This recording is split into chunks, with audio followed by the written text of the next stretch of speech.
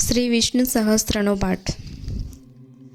અંત વિનાના હજારો સ્વરૂપવાળા, ચરણ મસ્તક સાથળ અને બાહુવાળા પરમાત્માને નમસ્કાર હો. હજાર નામવાળા અને હજાર કોટી યુગને ધારણ કરનાર એવા શાશ્વત બ્રહ્મ સ્વરૂપને નમસ્કાર હો. જેની નાભીમાં કમળ એવા ભગવાન વિષ્ણુને નમસ્કાર હો. જલમાં શયન કરનાર શ્રી વિષ્ણુ ભગવાનને નમસ્કાર હો. હે કેશવ, હે વાસુદેવ, આપને વારંવાર નમસ્કાર હો.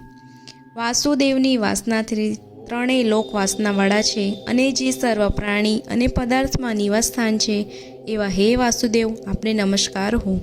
બ્રહ્મ સ્વરૂપ અને માં ગૌ બ્રહ્મણનો હિત કરનાર એવા દેવને નમસ્કાર હો.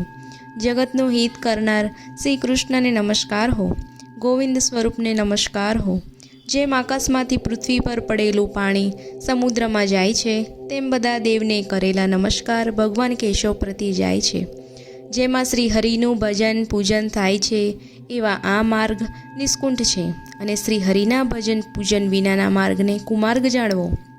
બધા વેદો જાણવાથી જે પુણ્ય પ્રાપ્ત થાય છે અને તે સર્વ તીર્થયાત્રાથી જે ફળ મળે છે તે સમગ્ર દુષ્ટોનો નાશ કરનાર શ્રી વિષ્ણુ ભગવાનની સ્તુતિ શ્રદ્ધાપૂર્વક કરવાથી મળે છે. જે મનુષ્ય શ્રી હરિના મંદિરમાં નિત્ય 3 વાર પ્રભાત, મધ્ય અને સાયંકાળ 2 વાર કે 1 વાર પણ આ વિષ્ણુ સહસ્ત્રનો પાઠ કરે છે તેના સર્વ પાપ કર્મો નાશ પામે છે.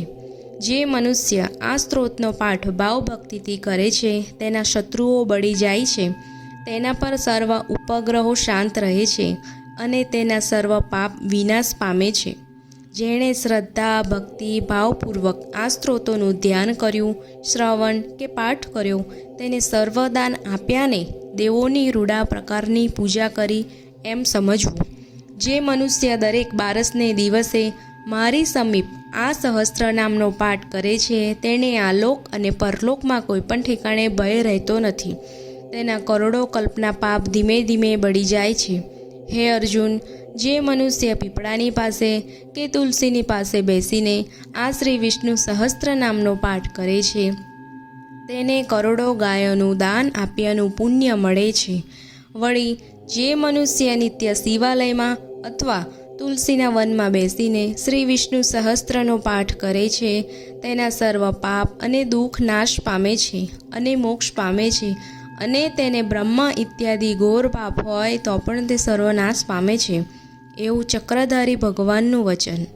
ઇતિ શ્રી જન્મ મહાભારત ભીષ્મ યુધિષ્ઠિર સંવાદે શ્રી વિષ્ણુ દિવ્ય સહસ્ત્ર નામ સંપૂર્ણ.